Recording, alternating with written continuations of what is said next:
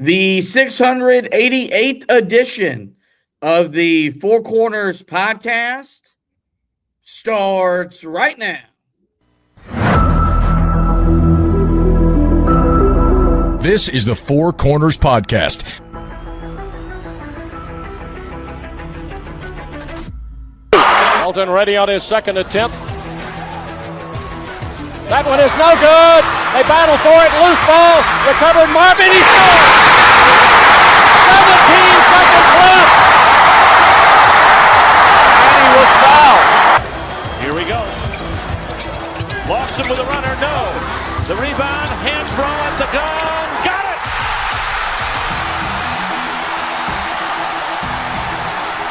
They were 4 for 24. Hansbrough on a switch on Paulus. A deep three. And Green rips down the rebound in traffic. 4-on-1. What a great job. What a terrific job in transition. I mean, you couldn't plan that any better as a coach. Tipped away by Johnson. It's loose. Page Johnson. They're dancing in the aisles. They're high-fiving. They're celebrating. They're going bananas on Franklin Street. Pass to Britt, 15 seconds to play. Up high to Page, gets a screen from Meeks. Page driving in on the left, high off the glass for 2. 6 seconds to go. Pinson comes front court. Pinson to May for the win. Got it! Luke May! He got it! 0.3 of a second! Luke May gives Carolina the 75-73 lead. Are you kidding? Into Dixon. Boozer switches onto him. Dixon the kick. Trimble! Got it! And Carolina wins it!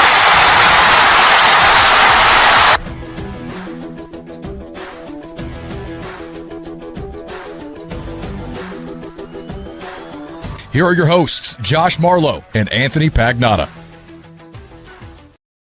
Hello and welcome into another live edition of the Four Corners podcast. We are powered by Carolina Electrical Services. Josh and Anthony back with you guys here on a Friday afternoon. It's that time of the year where we will be recording at random times, and Carolina is not getting prepared to play in the ACC Tournament in the semifinals tonight.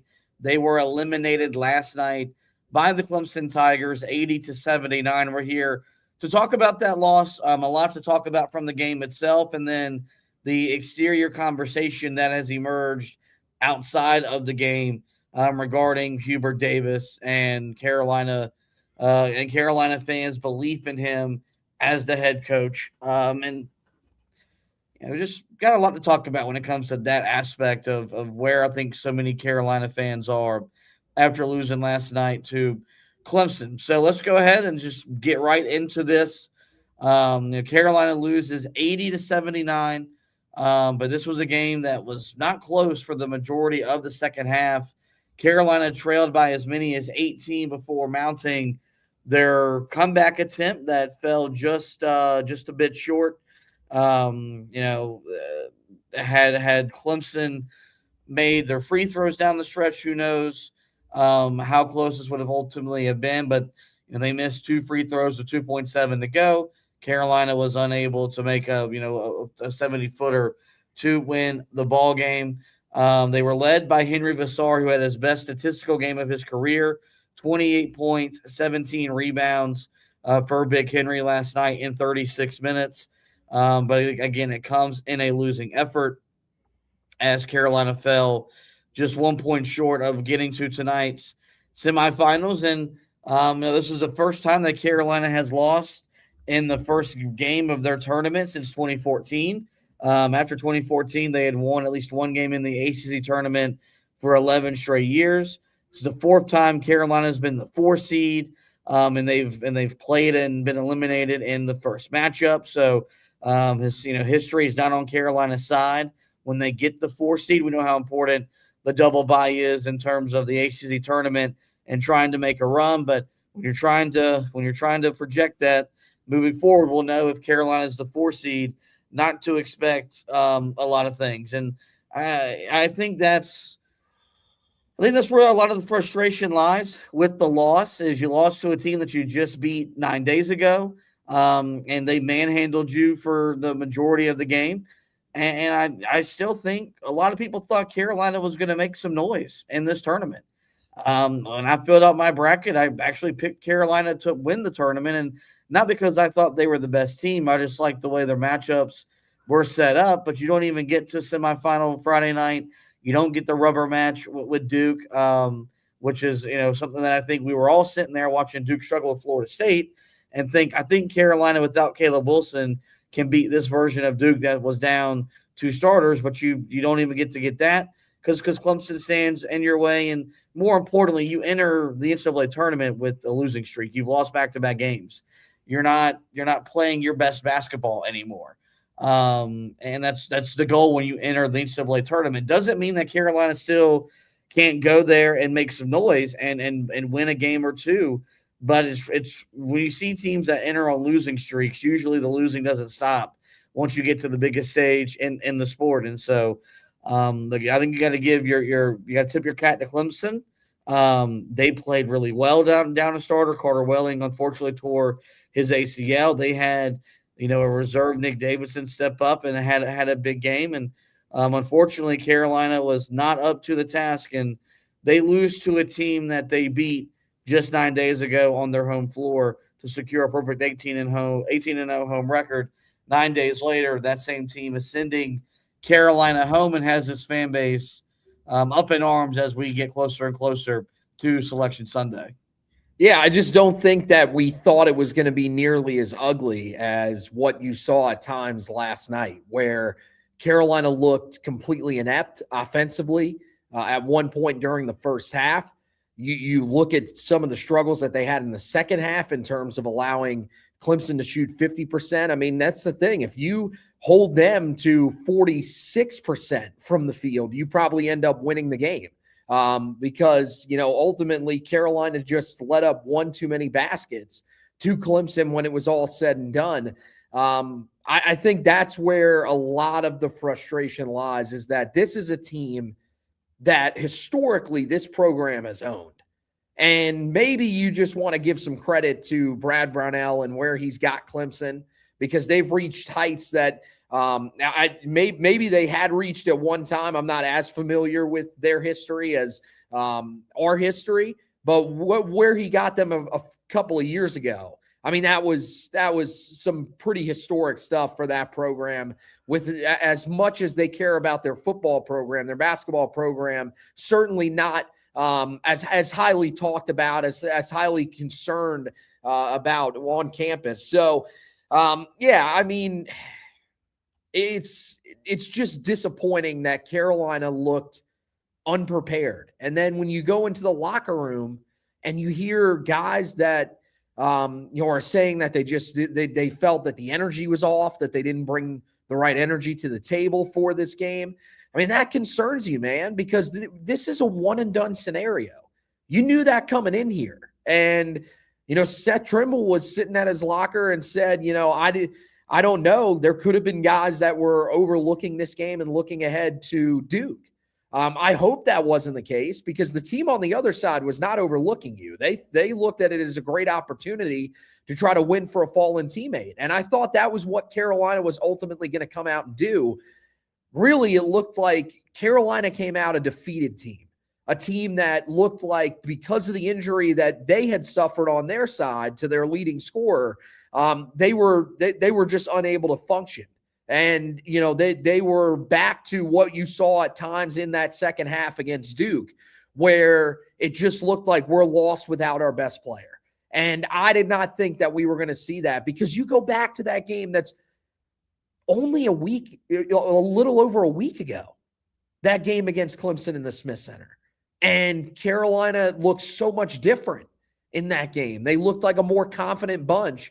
I guess maybe you can give credit. Somebody said this on Twitter. You got to give credit to the home crowd for what they were able to do this year, because for that team to go undefeated in the Smith Center, I think is a pretty good accomplishment, especially without Caleb down the stretch in some of those games. So, I mean, yeah, that's certainly something that has to be taken into account. But mean, you still had a good amount of fans that were there for you last night. You still had a pretty decent environment. I thought Carolina was going to show a lot more fight than they did. And I think that's the reason why we're sitting here so disappointed with the effort that we saw in this game, because it didn't feel like it was where it needed to be. And that was basically confirmed when you went into the locker room. Yeah, I think what frustrates fans even more than the loss was the lack of fight, the lack of energy, and the fact that Carolina in 3 minutes erased a double-digit deficit and had a chance to legitimately win the ball game. And so if you just played for 5 minutes, if you played for 6 minutes, how different is this result? It was the same thing like when they went to Cal and got beat, and they played the final 8 minutes and they erased a 19-point deficit and had a chance to tie or take the lead. Of course, they didn't. Neither one of those things.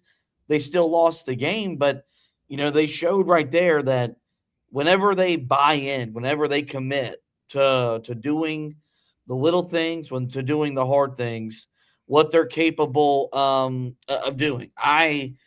The sense I got watching them was they hadn't recovered from what Duke did to them last Saturday night, combined with the Caleb Wilson of it all.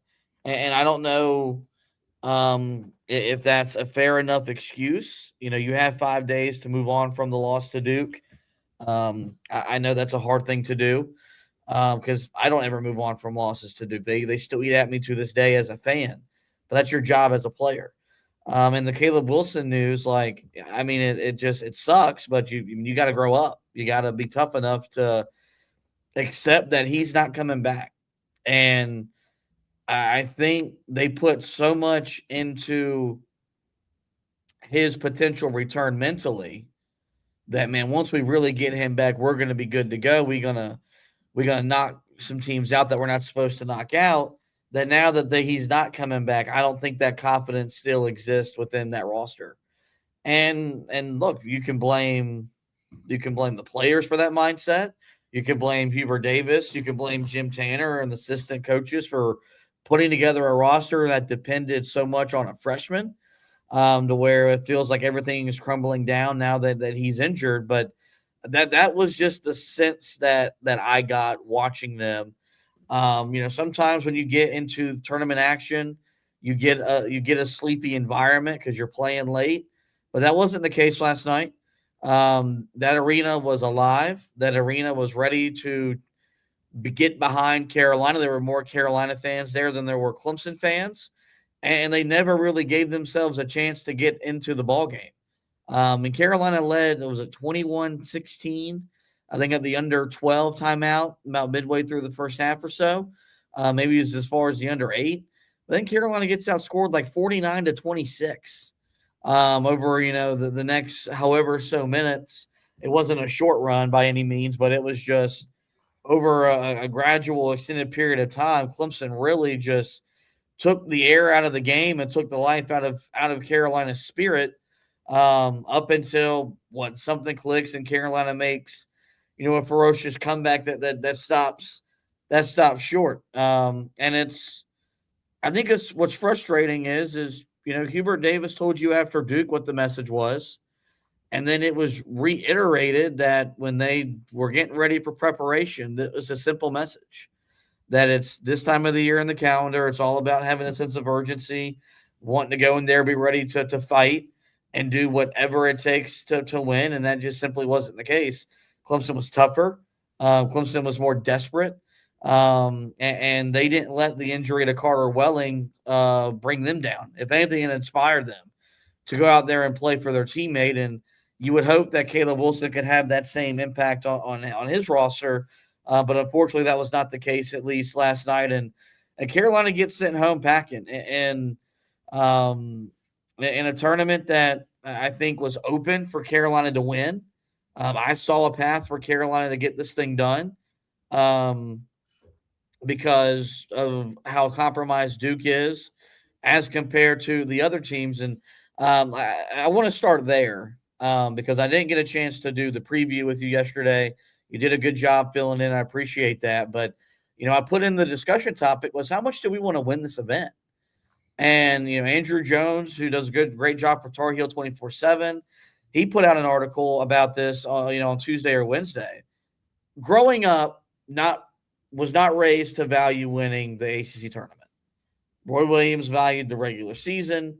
The ACC tournament was, you basically Carolina played it because they had to. If they didn't have to play in it, I think Roy Williams would have said, "We'll get ready for the NCAA." So he referred to it as a cocktail party when he first got back into the league. With that being said, there's some numbers that are quite damning about Carolina's lack of success in this event. They haven't now won it in over a decade. It's been since 2016 since they last won an ACC tournament. And since Dean Smith retired, Carolina's won this event 4 times. 4. And I don't think that's I think that's something that's starting to grow old with Carolina fans like my dad, who grew up when it was still a big deal, even once the tournament expanded, and how special this event is. I love this event. The NCAA tournament is obviously the bigger of the two. We want to win national championships. We want to go to Final Fours. I love this event. This is my favorite event that, as a media member, I get to be a part of. Yesterday is the most magical day, I think, outside of the first 2 days of the tournament. Quarterfinal Thursday at the ACC tournament it's special, man. And I watched a team yesterday that I don't think felt the same way I felt as a fan. I don't think it meant anything to them to be on that floor, to be in that setting, to be in that environment. And that's concerning. Mm-hmm. That's what makes Caleb Wilson all the more special, right? Is the fact that, hey, he was only going to be here for a year, but man, he wanted to play in the ACC tournament. He wanted to play in the NCAA tournament.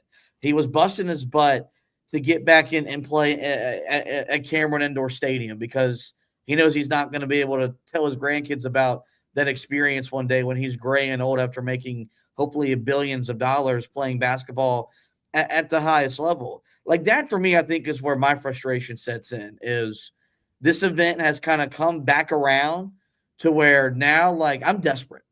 Like, there are things that I want in life.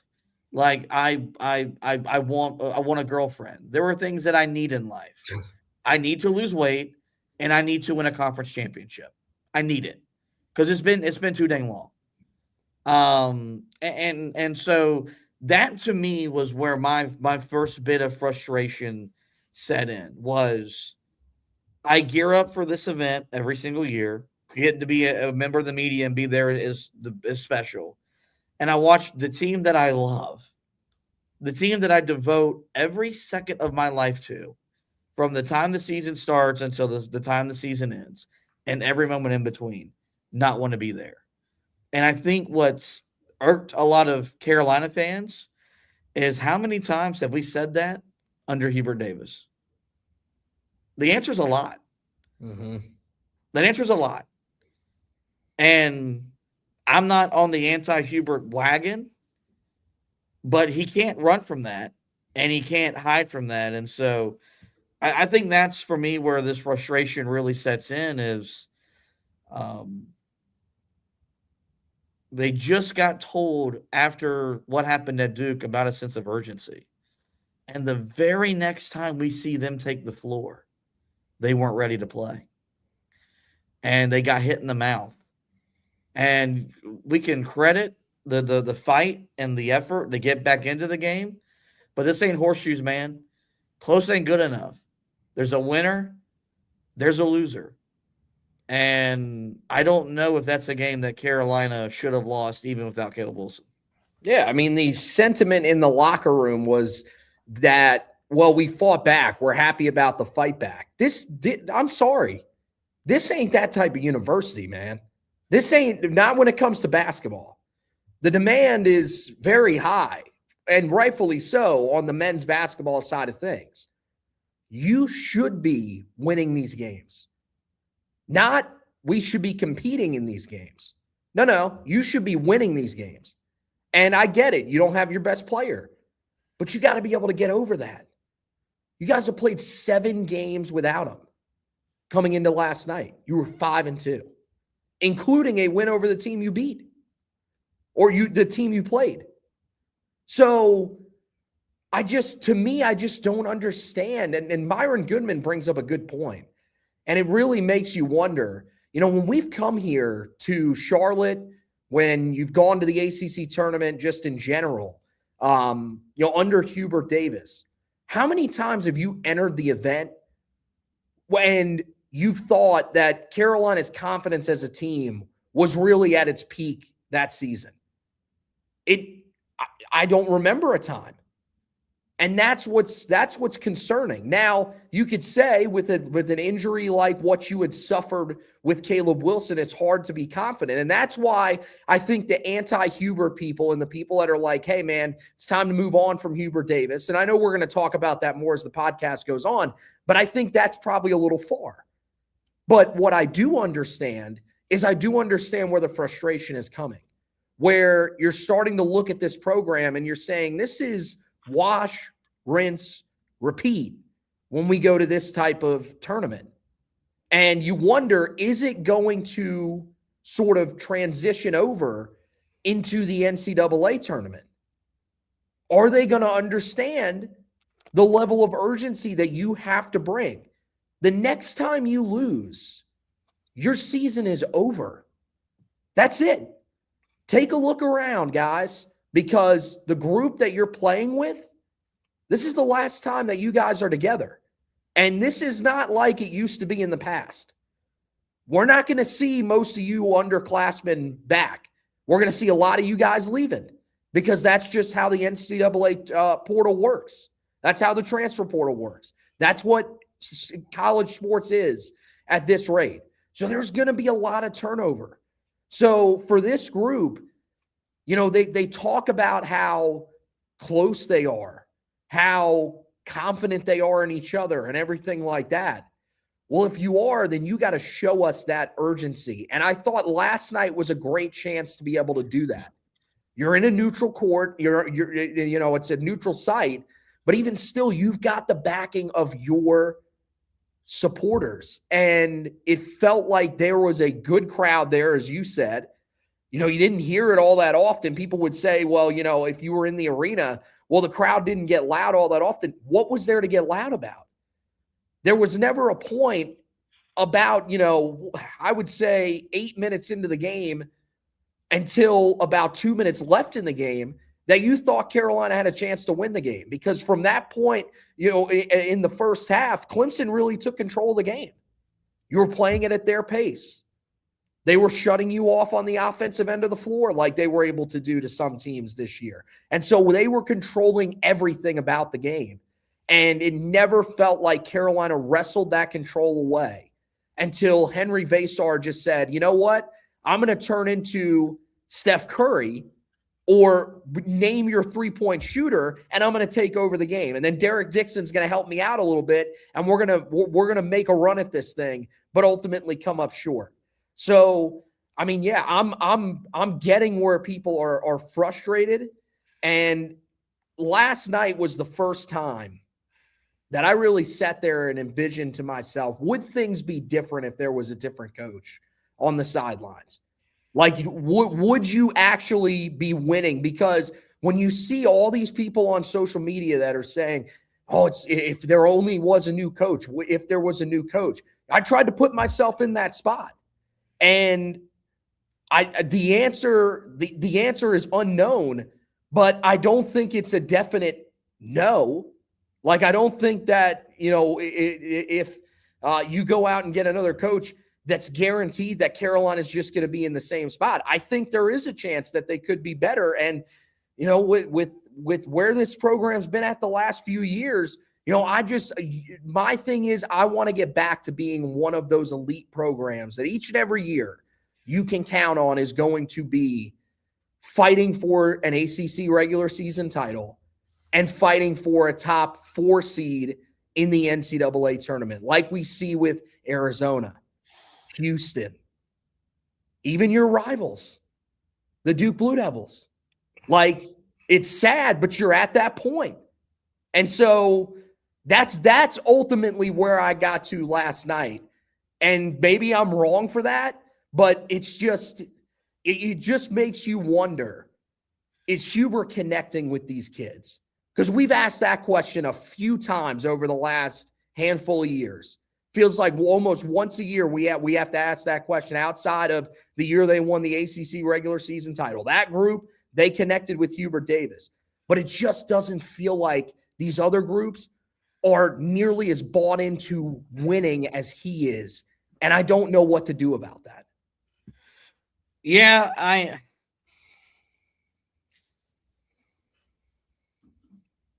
if that's the case, you've got an issue. I don't get the sense that I think it's a player issue, not a coaching issue. And maybe that's because I don't want to admit that it's a coaching issue, but y'all know me and Hubert, we have a very complicated relationship. It's very complicated. I love him. I am rooting for him. Mm-hmm. He hasn't made it easy. The sense I got last night watching him, I felt like he was begging his team to play. He was begging for his team to compete. If a coach is having to do that, that's a player issue. To me, that's not a coaching issue. And you know, we'll play the audio here in a second. He said for 3 days what the message was leading up to the game.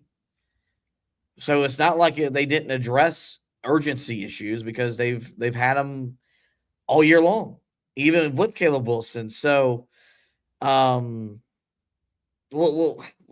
got to talk about the game, and then we can do some of the Hubert stuff later, because once we get there, we're gonna set up shop. You take a look at the box score. I'll pull it up for you guys looking back at home, and this is what I think is frustrating. And I'll go through this part really quickly. Carolina shoots 48% from the field, 37% from three on 11 makes. They were +9 on the glass, +14 in second chance points, +8 in points in the paint, and they lose. The biggest difference on the box score was the fact that Clemson was +24 bench points. They outscored Carolina 29-5. In every other category, in turnovers, Carolina committed 3 more turnovers, but yet Carolina scored more points off of turnovers. In every other category that we track as basketball people, Carolina was either even with or better than Clemson. So it was almost like the reverse of when you beat Clemson at home a few weeks ago, where outside of Carolina's 3-point shooting, that box score would have suggested that Carolina should have lost the game. They did not. This box score should suggest that Carolina should have won the game, and yet they lose, yes, by 1 point, but this game was an 18-point game in the second half, and it wasn't really competitive. It was very clear who the better team was and who the better team wasn't. I thought Henry Vassar, after it appeared to be cussed repeatedly by Sean May during a TV timeout, he statistically put together his best game of his career, 28-17. But he got bodied by RJ Godfrey for the second straight time. Yeah. Like, how many times did Godfrey literally, they isolated him, he looked at Vassar, 2 power dribbles, bumped him in the chest, and scored over him, scored through him. And what's sad is I think he played better than he did in the game in Chapel Hill. But you're right, he wasn't perfect on the defensive end. And then you have the stuff with Nick Davidson getting free from 3. So even him wasn't perfect. So you have that. Derek Dixon, I think, has come out of his shooting slump. He was, for all intents and purposes, Carolina's second best player. Trimble he has 13 and he has 8 assists. Just felt quiet. It was a quiet 13 and 8 from him. And then you even get 12 from Jaron Stevenson, but he's 4 of 11 from 3. 4 of 11 from the field. He's 2 of 6 from 3, which brings us back to the guy that had I been on the preview, we would have talked about extensively. Was going to be Luka Bogovac. With the Wilson injury official, to me, he is the most important part of where Carolina goes from here. He's the swing player. If he plays at a high level, Carolina can win 2 tournament games. He doesn't play at a high level, Carolina could get beat by a mid-major as early as next Thursday afternoon. Last night he was dreadful. He scores 5 points in 30 minutes, was 1 of 6 from the field, 1 of 4 from 3, 1 rebound, 2 assists, 3 fouls, and arguably the worst turnover he's committed all year long. And that's saying something even for him because of all the turnovers he's committed. But I can't point to Jonathan Powell and say he would have been a clear upgrade. Jonathan Powell last night, plays 10 minutes, goes 1 of 3 from the field. All of his 3 field goals were from behind the 3-point line. And he missed 2 free throws. This is a wing. This is a shooter. Can't make free throws. Carolina, 10 of 17 from the foul line. You do the math. If Carolina makes their free throws, guess what? They win the game. And guess what? If they make their free throws in the first half, it's a different game because their offense had no life in the first half. Mm-hmm. They managed to score 31 points, but there was no movement. There was no pace. It was pretty much guys were making shots. And sometimes you have to do that. But it wasn't – we've seen Carolina's offense play at a high level without Caleb Wilson. We've seen them score almost 90 points in games before. Weren't even close to that last night. And if you want to talk about the coaching, it felt like Brad Brownell made the adjustment to Luka Bogovac, and Hubert and our staff never were able to change course because outside of the 3 he made, I believe was on an offensive rebound. Never once even was able to get a clean look off all the screens. After a week ago, Hubert Davis calling plays, running him off screens, running him off flares where he was catching and shooting and making 3 after 3 after 3 to lead Carolina to the win. I thought Clemson was more confident than Carolina was. And I thought it felt like they could smell blood in the water. And once they smelt that blood, they were like a shark in the ocean. They just pounced. Mm-hmm. And it took Carolina up until the final media timeout to wake up, and there wasn't enough time on the clock. It's hard to erase a 13-point deficit in 3.5 minutes. Carolina almost did it, but almost doesn't count. Felt like a lot of games that we saw last year where Carolina would get down early, or they would just, it could be almost the entire game. And all of a sudden, let's flip a switch. And we're going to turn into a completely different team. We're going to make this a frantic finish. And we're going to come really close to completing the comeback, but we're ultimately going to come up short.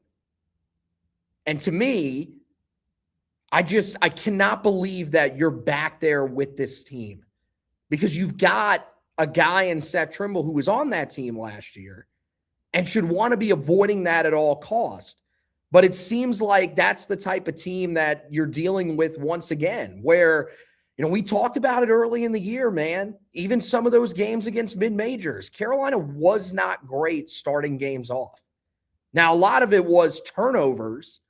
And, you look back at last night, I didn't think turnovers were really the biggest of issues. I didn't look at it and say, man, turnovers were the reason why Carolina is ultimately where they're at. Certainly at times did not help things. But, you go back to that first half, they had 6 turnovers in that first half. Considering some of the other numbers that we've seen, that really isn't that bad. And you mentioned it. They did a good job of not allowing those turnovers to turn into baskets on the other end. But the adjustments, I think that was the thing. Why'd you wait to go to the full court press so late? Why'd you wait that late? Hubert, throw that out there a little bit earlier. We've talked about that. We go back, you could go back to a podcast from last year and listen. I mean, pretty much every podcast we talked about it. Why not do that to try to speed them up? Get them out of what they like to do. Did you create a turnover off of that? I don't remember one from last night, but what it did was it just completely took that offense out of rhythm. And they started missing shots, and it leads to Carolina getting opportunities, and they were able to take advantage of it. Maybe ultimately the game ends up the same way. But if you made that adjustment, then I really feel like I could still be firmly behind Hubert Davis and say, you know what? It's really not his fault. But when you see that and it's like, just make that switch. And I said that to you earlier in the game. I was like, let's see some extended pressure. Let's put a little more pressure on the ball here and change some things up. And they just never went to it. You mentioned, Brad Brownell does a great job of countering what Luka Bogovac was able to do, where he was taking those handoffs off the screen and knocking him down. Well, you got to be able to make some sort of adjustment to that.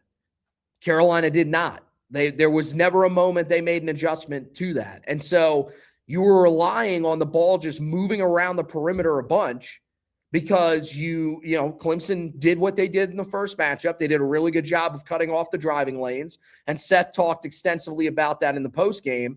That's one thing that they focus on. It's taking away those driving lanes and making things have to happen on the perimeter. You did it in the first game. In this game, you couldn't necessarily do it. But Luka Bogovac, you said it, man. It might be the most frustrating player we have ever seen at Carolina, because I think what the 20-point game showed you, and he had that stretch in the middle of conference play where he had like 14, 12, and 16. It's something like that, a stretch that he went through of 3 games. He shows you that he's capable of doing these things. It's there, but it's not there consistently. And that's what drives me up a wall. And in these types of games where we say, and I said this yesterday when I was previewing it, he's got to step up. You don't have to give me 20, but can you give me 12? Can you give me a 15 in this game? Then I'll be feeling good about where you're at. And that never happened. It's so frustrating. And the bench, dude, we spent an entire episode talking about how we thought Jonathan Powell should have been in the starting lineup. Since that moment, Jonathan Powell has been a complete no-show in the games that he's played. I thought he was absolutely awful last night. I mean, you talked about it going to the line, can't hit a free throw. He had a turnover that was pretty bad. Defensively, it wasn't great on his part either.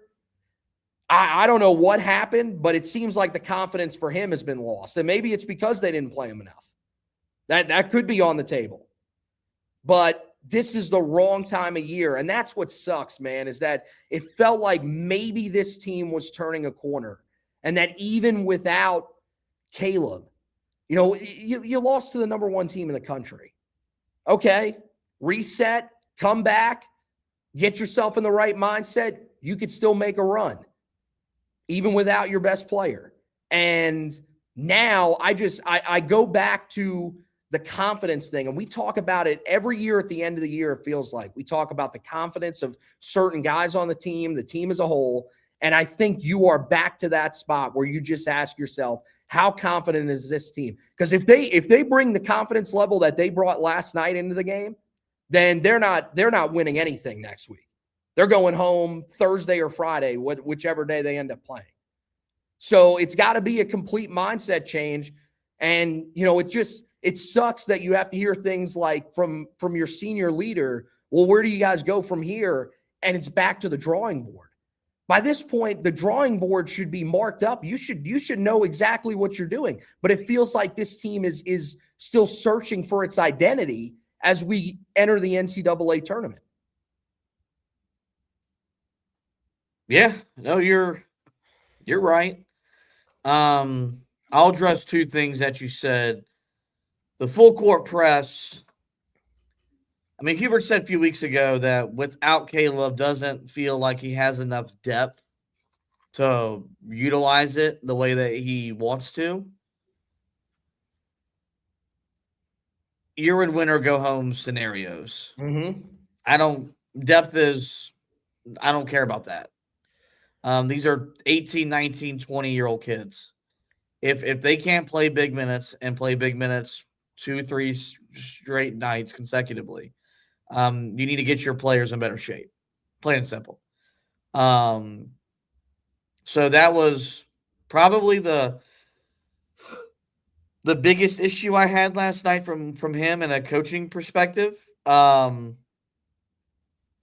Because they like I wish they weren't as good as they are, because then I wouldn't be able to call for it as much as I do. They achieve more often than not what they want to achieve, which is a turnover or a quick shot. And sometimes that quick shot does result in a made bucket, but it gets the pace where Carolina wants it. Yep. And that's been the one thing this team has not done as consistently as Hubert Davis talks about wanting to do. They don't make the team play or the opponent play our style. How many times do we play a team that doesn't want to run and we get caught in a half-court game? It's more often than not. Yeah. The mid-majors, Carolina's at some point they're going to overwhelm them because they're bigger, faster, stronger. They're going to get out in the run and do what they want to do. But they get into some of these games where these teams don't want to run with Carolina because they don't have the athletes. And what does Carolina end up doing? They get caught playing in a half-court game, and that's frustrating because growing up, I wasn't used to seeing that. The only coach I ever successfully saw take Roy Williams out of the fast break was Tony Bennett.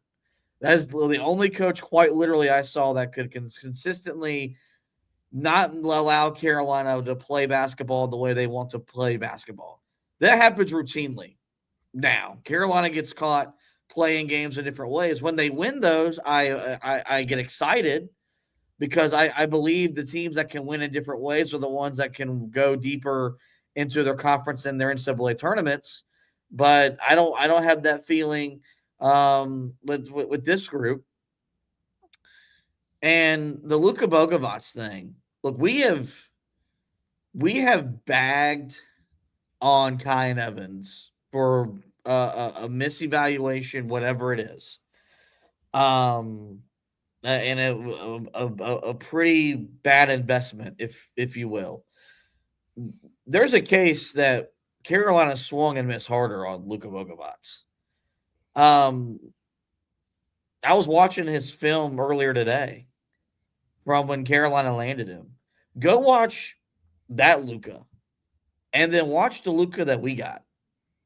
Watch the Luka that we watch 2-3 times a game, put the ball on the floor and drive into the middle of the defense and either commits a turnover, bad shot, jump ball. Like nothing positive ever happens out of that. And so I think for the anti-Hubert people, that's more ammo for them because they think that's something that Hubert has done. I tend to think, obviously, I think Hubert could use him better. He proved in the win over Clemson last week he knows how to use him. He can use them in the correct manner. I do think that the size and the speed of the American game is too much for a Bogovac, that you can tell he's a finesse player. He wants no part of the physicality. He's not going to go get a bunch of rebounds. When he gets bumped, he's going to probably try to sell the contact. I think he's overwhelmed by the athlete that he has to compete with on any given night. But Carolina still evaluated him and went out and got him and went through the proper protocol to get him cleared and ready to play. And, so the guy you brought in to be your point guard, you swung and missed on. And the guy you brought in to be your wing shooter, you practically swung and missed on. Bogovac has obviously had more moments, but still nowhere near to the level of the impact that he was supposed to have, that he was expected to have. And it's why I think I think Carolina's roster is going to be really in flux when this season comes to an end because Kai and Evans not coming back. I wonder what happens with Luka Bogovac. I wonder what happens with Jonathan Powell. I think Henry Vassar is going to have a legitimate decision to make. Does he trust that he's a first-round pick and ready to go pro? Does he want to come back and get one more year at the collegiate level? Which is going to put a lot of pressure on this coaching staff in the front office to get it right in the portal again. And they've been inconsistent in that area. And I think – I guess with that, we can just transition into the Hubert stuff because I think that's what most people want to talk about. Well, one thing about the Luka, I get it. You could be hard on Hubert for that, but remember when he ended up having to go and get Luka, it was pretty late on because they had missed on some other guys, and you can criticize him and Jim Tanner for not landing one of the other guys or whatever, but it was pretty late that Carolina had to go out and get Luka. They couldn't really be picky. It was, remember, the other guy that they were considering was Ivan Karchenkov, who plays at Arizona now. And I mean, he's okay. Do I think he'd be much better in the role that Luka's in now? Because you got to think he's probably, what is he? Arizona's seventh or eighth guy, as opposed to at Carolina, he would be potentially a starter. So I don't know how that would have worked out. So I can't go too hard on Hubert for that one. But yeah, Kai and Evans, that's just a complete swing and a miss. I mean, there's no way around that one. That's one where you guys identified him. There were other point guards in the portal that you could have gone after. The other guy that they were talking about that it looked like he had a good chance at landing at Carolina wouldn't have been a much better upgrade, but there were other big names that you could have gone after if you were Carolina and you wanted to spend the money on those guys. It just seemed like Carolina either didn't have the appetite or didn't have the money to be able to do it. But next year, I think it's important that you've got to evaluate that point guard spot and you got to come to the conclusion. Do you think that either Derek Dixon or Dylan Mingo is good enough to be able to carry your team out of that point guard spot? If not, then you have to identify somebody in the portal that you can go out and get and that you can bring in and that will elevate your team, because that's been one of the things we talk about it. And this is how, it might be a perfect transition to Hubert here. One of the positions that Carolina has really struggled at under Hubert is point guard. When was the last time Carolina had a dynamic point guard? It was probably Cole Anthony, a guy that could really take over games and do it consistently, because Caleb Love had moments like that, but he wasn't a traditional point guard. So you go back to Cole Anthony, that was Roy. So you haven't had that guy under Hubert, and so you got to find that guy going into next year. I think that's going to be important. Yeah, I think part of it is I think Hubert wants to play with a non-traditional point guard. He likes the ability to interchange, but I think the Carolina system demands a natural floor leader. And he always references Barry and Page, but Page was a natural floor leader, and so was Barry. Like once it was time for Barry became that. Page was that. Caleb Love, combo guard. RJ Davis was an off-ball shooting guard that needed the ball in his hands to really create for himself. You look at Dylan Mingo, he's a scoring guard. A lot of it is he's got to have the ball in his hands to create for himself. And I like having those guys on the roster, but you do need a legitimate floor general. I think Derek Dixon can become that. Some people are down on him. I'm not. I think, an off season in the Carolina program, a full off season in the weight room, a lot of time in the film room. I think Derek Dixon is poised to be a really good point guard for Carolina for the next 2-3 years. We'll have to wait and see. I think he showed you last night, man. He's come out of the shooting slump. He's 12 of his last 18 from three. He's never once pouted during the shooting slump. He just kept showing up and playing. There's a toughness to that kid that I really like. And I think at some point it's going to pay off for him in a big way. Hopefully it's maybe in the NCAA tournament starting next week, or maybe it's sometime next year. But I'm not as down on him as some people are. I still think though that a portal they're going to need a dynamic guard that's not a rising sophomore or an incoming 5-star freshman, and they're out there. You just got to evaluate them and be able to compensate them, and hopefully that Carolina will be in a good place to do both of those things this offseason. So let's get to the Hubert stuff. Can't run from it.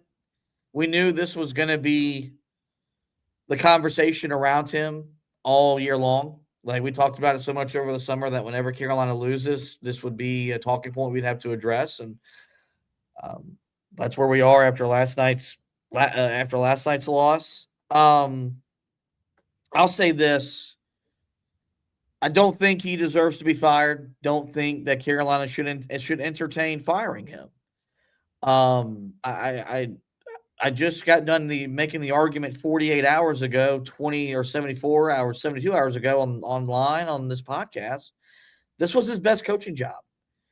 And I think that sentiment was echoed. I think there were some people that believed in that. There were some people that don't believe in that, and that's okay. But it felt like last night was the loudest that it's been this year. And it was pretty loud after Stanford. It was pretty loud after Cal. And we were both very vocal about it then. That Carolina basketball was at a crossroads. That Carolina basketball we could have been watching the final days of Hubert Davis. And then he, ripped off, I think, 8 of 10, whatever the stat is, and then he loses Caleb Wilson. But I don't think it's fair to fire him and conclude what ends up happening in the tournament because he does not have his best player. The flip side of that is this: we're going to enter next year the same way we entered this year. And that's not healthy for him. It's not healthy for us. It's not healthy for y'all. Because as the program demands an excellent coach. And Hubert Davis can be excellent, but he hasn't been excellent the majority of the time. And that's why so many people are frustrated. That's why so many people are vocal about wanting him to no longer coach their favorite basketball team. But Carolina has nowhere to turn to. They have no one else to look at. Wes Miller just got fired by Cincinnati today. Mm-hmm. You're the only other guy that's in an established coaching position that has family ties to your program is King Rice at Monmouth. I don't think you could hire the Monmouth head coach and expect better results than when you hired Hubert Davis, who never been a head coach a day in his life. Maybe you can. I mean, I don't know.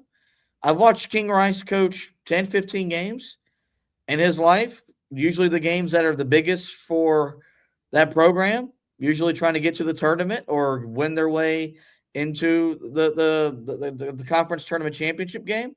Guess what's happened more often than not? He's lost those games. And we're talking about at the CAA level and at the MAC level.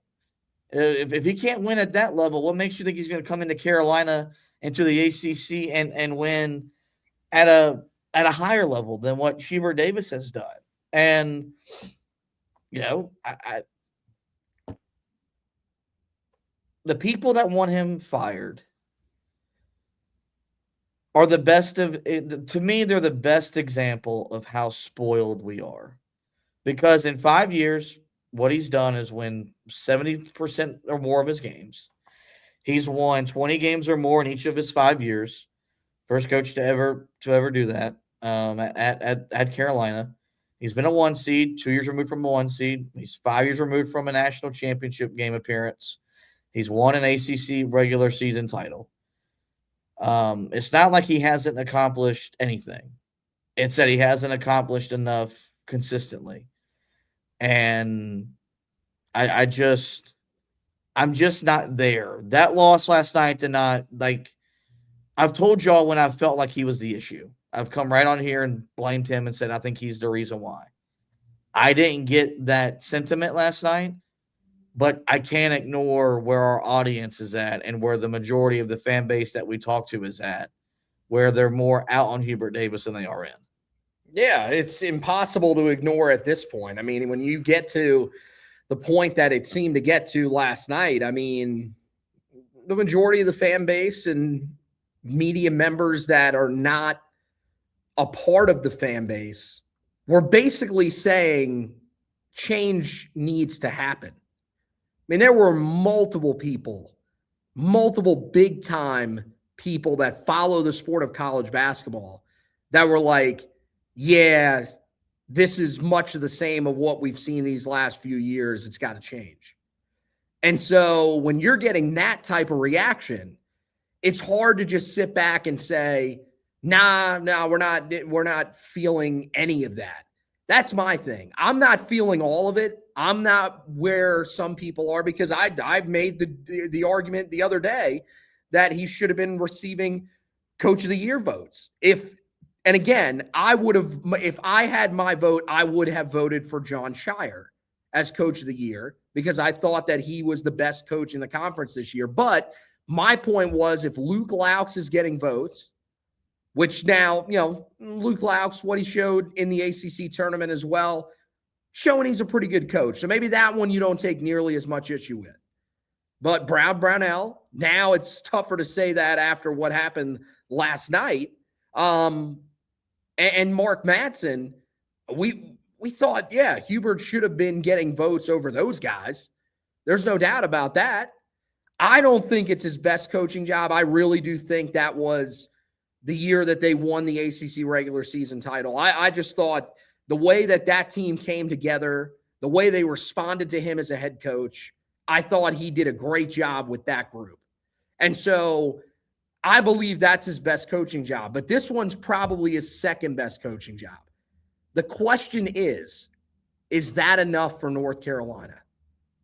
Because, and I mean, look, I'm not saying that we're at this point, but I mean, there are people, I've seen multiple people on social media that are saying this is starting to feel like Indiana. And I don't think it's there yet. We talked about it a little bit earlier off the air. That's extreme, because Indiana has really, really struggled. There is no doubt about that, that they are in a much different spot than where Carolina's at. But I mean, you look at where Kentucky's at, you're in a similar area. What just happened at Kentucky? Coaching change. What could happen again at Kentucky very soon? Coaching change. Like they're at a point where their fan base is not wanting to accept where they're at. So it's very similar to where we're at. Now, I think that Hubert clearly more accomplished than what Mark Pope is. And that's not me saying Mark Pope's a bad coach. I just think Hubert, with what he did in that first season, I know everybody wants to take that away from him, and they want to say, well, that was Roy's players. Guys, run it back a year earlier. What did that team do? They lost in the first round of the NCAA tournament for the first time ever under Roy Williams. So for him to take them to the brink of a national title, a loose piece of the floor away and a rolled ankle away from possibly winning a national championship, you can't take all of that away from him. But you do wonder, was that kind of a one-time thing? Was the success that he had a couple years later, was that something that is going to be made consistent? Because, everybody makes the jokes, we've seen them on social media, that this is an odd year for Hubert Davis, or an even year. This is an odd year, I believe, is what they go off of. It's the first number. And so that's the years that he has success. The even years are the years where he really struggles. And so if you're buying into that notion, this, which is, turning into, a little bit of I'm not going to say disappointment, but it definitely doesn't feel, you definitely don't feel great today. In an odd year, makes you wonder what's around the corner in the even year. So, I mean, like I said, I get where a lot of people are coming from, but I mean, you bring up a great point. We used to do this, and oh man, this is the one thing that I love about this, because all the dumbasses who sat there and told us for all those years, man, you need to get rid of Roy Williams. Well, I can't wait until the end of the Roy Williams era, because once we get rid of Roy, we're going to be so much better. Well, where are you guys at now? Because you would die to be back in those days. I hope you are at a point where you are ready to pay respect to a legend, because he deserves to be respected, because it shows you that, especially in the modern landscape of the sport, how Roy was really holding everything together. It wasn't great, wasn't perfect, but he was really holding everything together for this program. And so now you're in a similar spot where you got to ask the question, who do you want if you end up firing him? And and it's at the point now where we said it earlier this year. It ain't coming from the family, man. I'm sorry. Like, dude, I love King Rice. I love what he was able to do at Carolina. I respect him. I respect him as a coach at Monmouth. But you never made an NCAA tournament appearance. Wes Miller had at least done that at UNCG, but look at what Wes Miller did at Cincinnati. Like, that is not a coach that's coming in here and having success. Jerry Stackhouse, I don't think this is the level for Jerry Stackhouse. I think where he's at, I believe he is either on an NBA bench as an assistant, or he might be back in the G League somewhere as an assistant, somewhere on one of those benches. That's where Jerry Stackhouse needs to be. And we're not doing this. I saw someone in the comments earlier, and look, man, respect to you. You're a diehard fan. I get it. Tyler Hansbrough ain't going to be a coach of this team, man. That's Tyler Hansbrough is not a coach. So, I mean, what's that? Where, if none of those guys are the solution, I mean, what are you going to turn it over to Marcus Page? Like, he's way too young, I think, at this point to be. So now you're getting into the thing of, well, you got to go outside the family. I am someone who still wants Roy involved. So I would want something where, hey, we're going to look outside the family, but we also want Roy's involvement in this, and we want Roy to be on board with whoever we're going to get outside of the family if they got to that point. I want to reiterate, I am not at that point yet. But I think when we sit there at the end of this season, because like I said, just judging off of what I saw last night in totality, I find it hard to believe that they are leaving the first weekend of the NCAA tournament and heading to another destination. I think there's a really good chance they're heading home. And if that happens, there are going to be talks, and there's going to be pressure on Hubert coming into the next year. And so you've got to start thinking about those types of things. So that's where my head's at.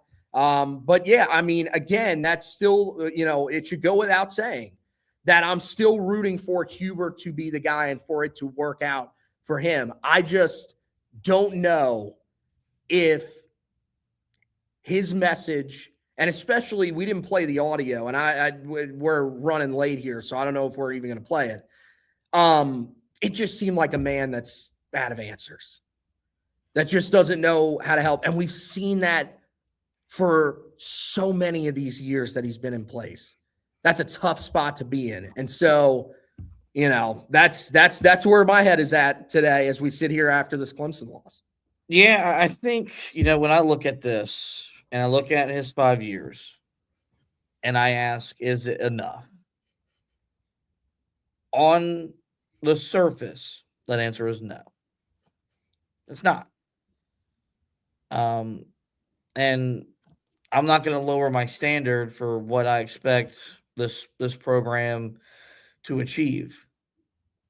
I do think there is nuance involved and context that needs to be added.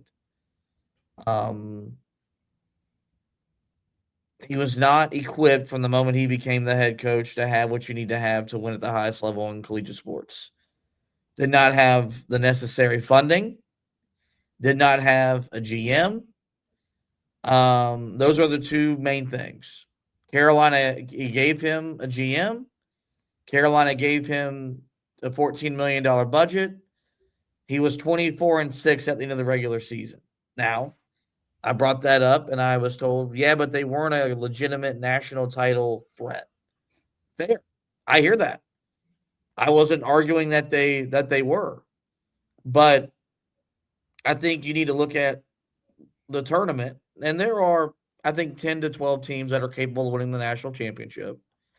I do think this year is a lot like last, where your 4 ones that you're going to see on Sunday in that bracket, very good chance all 4 advance to a Final Four. So what I'm telling you is that there's a gap, and Carolina needs to be a part of closing that. When the day comes that it's best for North Carolina basketball to not have an alumnus sitting on the bench, will be the day that a lot of people's feelings, involvement will change. Because the second that happens, Carolina becomes just like every other program. They just become a logo. They become a brand. We believe in doing things different here. I don't want to lose that. I will exhaust that until my last breath. Will there maybe be a day that gets us to that point? Yeah. And we're probably as close as we've ever been to getting to that point. It's not what I'm rooting for, though. I would not love Carolina less if they hired a non-Carolina guy, but I can tell you it'd be different. I can tell you it would not be the same, because from the moment that Dean Smith established Carolina as a basketball power, it was a family program that the family runs the program, not the AD, not the chancellor, not these high-ranking officials that get to make a lot of decisions. No, the players run it. It's a self-policed thing. And so, when if Roy Williams has to make the decision to move on from Hubert Davis, then I'll trust his judgment. Because, guys, that's not Bubba Cunningham's decision. That's not Steve Newmark's decision. That's not the chancellor's decision. If Roy Williams wants to move on from Hubert Davis, Carolina basketball will move on from Hubert Davis. Like it, love it, lump it. It's the way it is. It's the way it should be. He is charged with keeping the program to the standard that his mentor charged him with when he came back home in 2003. And that'll be the most significant thing Roy Williams does outside of being a husband, a father, and a grandfather, is what he does with Carolina basketball until his last breath. And then it'll be handed down to someone else. And I hope that next person is Hubert Davis, because y'all aren't prepared for me to make the argument that we want to fire Hubert. I would hire Wes Miller, because I'll make the argument. I wanted Wes Miller 5 years ago, and I know he underachieved at Cincinnati. But I think Wes Miller can coach. I think Wes Miller could come to Carolina and do a lot of things that he was not able to do at Cincinnati. And I'd much rather go that route than bring in an outsider. I'd much rather fail with Carolina guys than win with non-Carolina guys. And I know that sounds stupid. That's how I feel. And so until we get there, until we get to that point, and if it ever got there, we'll know. They knew with Doherty. I don't think it's as clear-cut and evident that Carolina basketball should fire Hubert Davis today. I don't think it's really all that clear. I don't think it's all that evident. But if we gets there, then we'll be here to talk about it, and we'll be here to evaluate it. But until then, until that moment, it's in the best interest as you, a Carolina fan, to support the man on the sidelines, to root for that man to be what he is expected to be, which is a premier coach in college basketball. That's what we expect out of the guy that sits in his chair. And I think he can be that. Is he that right now? He's not. No, he's not. Can he be that? Yes. You don't get to a national title game as an 8 seed by not being able to do that. You don't win regular season championships by not being able to do that. It just needs to happen more consistently, more frequently than what it's happened so far in his first 5 years. And I really hope and pray they win their first round game next week, because if not, this will be the same podcast we're doing a week from now. We won't talk about the game. We won't talk about the result. We will talk about Carolina losing and what they should do with their head coach. And I don't want to do that. I'd much rather be sitting on here sobbing that the season is over and I don't get to watch X, Y, or Z player play basketball again in a uniform and a jersey that means so much. But that's not going to be the reality if he loses in the first round. And guess what? If he loses in the first round, the argument against him turns up. Because now you're talking about 2 first-round exits combined with missing a tournament altogether in 5 years. That's not acceptable here. But I will not go into the tournament rooting for that to happen. I will go into the tournament trying to convince myself, whoever they get matched up with on Sunday, that they can beat that person. And then whoever their 6 is, whoever their 4 is, depending on what seed line Carolina falls on, I think there'll be a 6. Can they beat that team and get to the second weekend? Because then guess what? If he gets to the second weekend, that's 3 Sweet 16s in 5 years. That's doing in March what we want to do in March, what we expect to do in March. And the argument to fire him gets quiet. So that's where I am. I don't know where it feels like our audience is split kind of more so down the middle.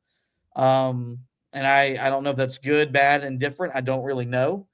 But I didn't think this is where we'd be after last night's loss, but that's where we ended up. And that's why we've spent the majority of the time talking about that as opposed to what actually happened on the court. And maybe that's better because there was a lot of bad that happened on the court yesterday afternoon as well. With that, folks, that is going to wrap up this edition of the podcast. In the meantime, we will direct you guys to the website, HeelToughBlog.com, where full coverage of the game can be found. We had you covered with the preview. We had you covered with the recap. And then as we've been taking you through the basketball season, and we'll be with you on Selection Sunday with coverage of where Carolina ultimately ends up in this year's NCAA tournament bracket. You know, Anthony has you covered all things Carolina football. So for the best UNC football, the best UNC football and basketball coverage, that's HeelToughBlog.com. As for the podcast, you know where to find us. Every major podcasting platform. Just search the Four Corners Podcast and we'll pop up. There, we encourage you guys to rate, review, and subscribe. That way you don't miss any audio editions of the show. If you're a video consumer of the podcast, the best way to keep up with us, like and follow the Facebook page at Heel Tough Blog. Subscribe to the YouTube channel at Heel Tough Blog, or follow us on Twitter at HTB_Josh for me, at HTB Anthony for him. The links are posted to both of our accounts. Second we go live, you'll be notified. You can jump in and be a part of the conversation. We do want to thank everybody that has been commenting. Too many comments to read through, but we do appreciate your feedback and your interest in our show and what we have to say about Carolina basketball. Programming note, we will be with you Sunday. So we'll do what we've done every Selection Sunday. We will have a preview Sunday morning. We will be back Sunday night. It'll be 9:15, 9:30 before we are live with you on Sunday. We're actually doing a selection show for Sports Radio 92.7 WFNZ from 7 to 9. But the second that show is finished up, we'll be live here with you talking about Carolina's NCAA tournament seeding and all the initial bracket stuff. And then before you know it, we'll spend all next week getting ready for that first round matchup. That's why we encourage you guys to subscribe. That way you don't miss any of our content, especially during the month of March. But with that, folks, that is going to wrap up this edition of the show. I do want to thank Anthony once again for hosting with me. We want to thank you guys for both watching and listening. And as always, go Tar Heels.